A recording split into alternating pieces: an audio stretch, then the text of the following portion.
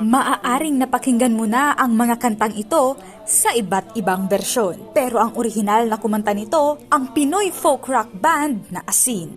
Noong Sabado, tila trip down memory lane ang hatid ng Asin sa Jugs and Mugs Resto Bar sa Naga City sa muling pagtugtog nila ng mga sumikat nilang kanta noong 70s. Hindi na masama ang pag-unlad at malayo-layo na rin ang ating narating. Hindi ito pinalampas na mapanood ng mismong dating alkalde ng syudad na si Attorney John Bonga. Pero it brings back memories of the past. Mapamatanda o bagets man, nakijaming sa mga awitin ng Asin, gaya ng Himig ng Pag-ibig,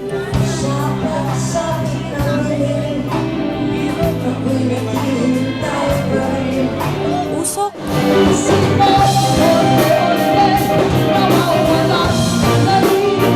at Itanong Mo sa Mga Bata.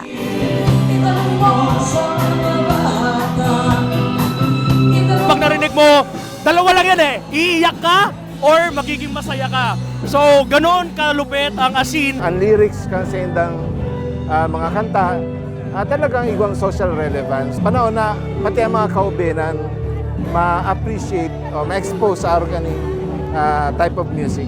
Ikinatuwa ng orihinal na bokalista ng banda na si Lolita Carbon na nananatiling buhay ang kanilang musika hanggang sa makabagong henerasyon. Marami pa ako nabibigyan ng inspirasyon at marami pa ako nakakasamang mga musikero.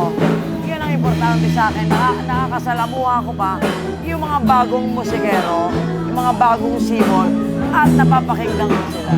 Nabigyan naman ng pagkakataong tumugtog ang ilan sa mga lokal na musikero sa Naga.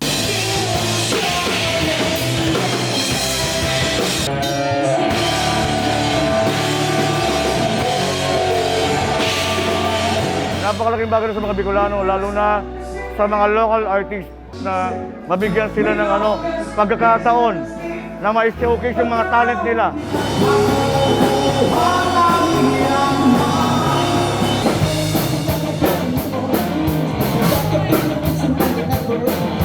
Ipagpatuloy ninyo yung buhayin, yung musikang Pilipino.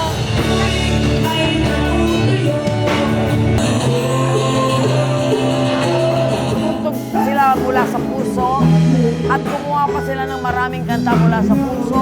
Kahit sino ka man ay dapat malaman na dito sa mundo, ikaw ay tutok na. Sing Nantes, CSP.